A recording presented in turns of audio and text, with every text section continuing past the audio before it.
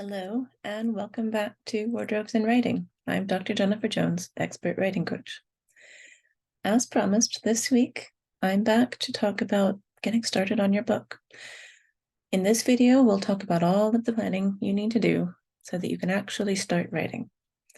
Next week, we'll start your messy draft.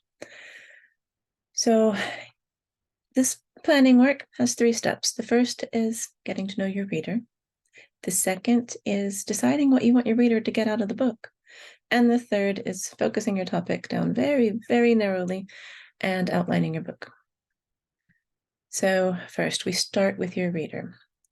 It's very easy as a writer to see the whole thing it's not about us. You are not the most important person in your book.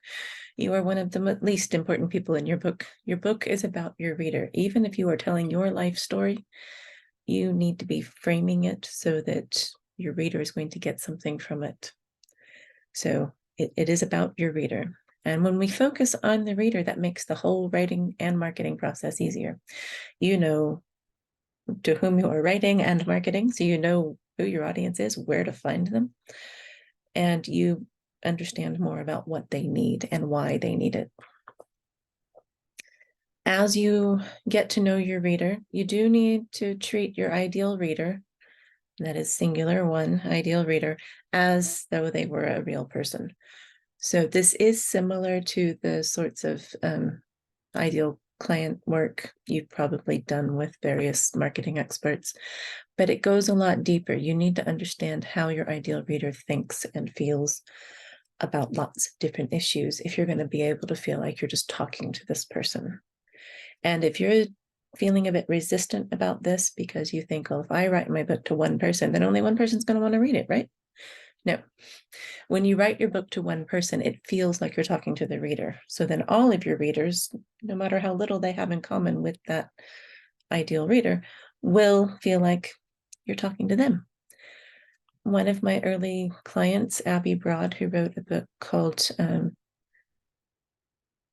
Does It Really Need to Be This Hard?, which is about the mindset work women need to do to get their businesses going, wrote her book for a 42-year-old British woman who had children who had started school, and now she had more time while the kids were at school to think about what she wants to do and to get started working on her business. She gave the book to her cover designer, who at the time was a 20-something German man who didn't have children. I don't even think he was married. And she expected him to kind of have a look through, get a feel for the book, and then propose some possible covers. He texted her the evening after she sent the file over, and he said, I think I'm just going to stay up all night and finish the book. He loved it. He felt like she was talking to him, even though she wrote the whole book to a woman with very, very different life circumstances than this cover designer had. So when you write your book to a reader, every reader is going to feel like you're writing it to them. So that's why you need to spend a good amount of time getting to know your reader so that you understand who you're writing to and why you're writing to them.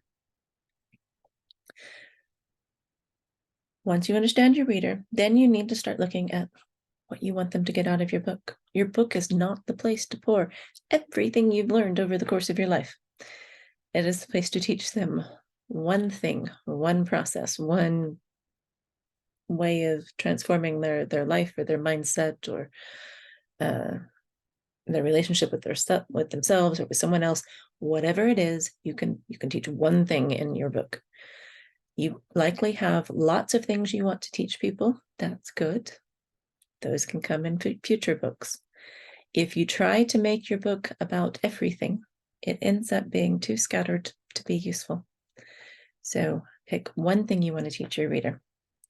And by starting with what you want your reader to get out of reading the book, so you're basically starting at the end, you ensure that you create a book that your readers will want to read.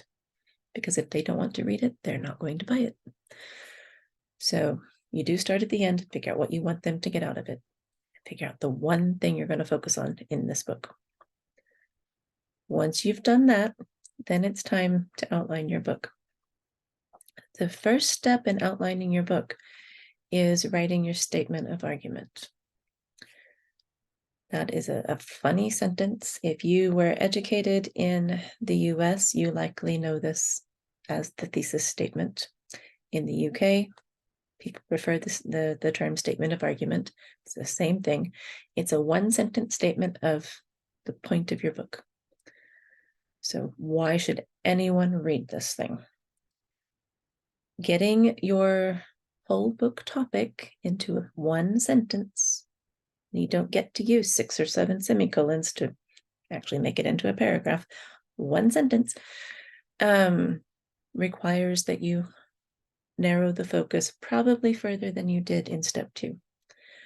So you need a very narrow focus so that you're making one claim for one thing you're going to teach your reader. And then your outline is a list of questions. You list all of the questions you would have to answer for your reader to convince them that your statement of argument is true. And then you look through those questions and you throw out any that you don't want to answer or that would take you sort of off topic. And you put the remaining ones in a logical order, and that's your rough outline. That's all there is to it for outlining your book. And then that makes the whole writing process easier because each chapter is just answering the next question. All of this sort of planning work to get ready to write your book will take you about 3 hours. So it doesn't need to take weeks and weeks and weeks. You can do it in an afternoon or spread it out over a few days. But it is important work that you need to take your time with, especially the statement of argument. That is the single most important sentence in your whole book because that's what the whole thing is based on or built on. So if you think about it as your book is a house, your statement of argument is the foundation. You don't want a shaky foundation. So that's all that there is to getting ready to write your book.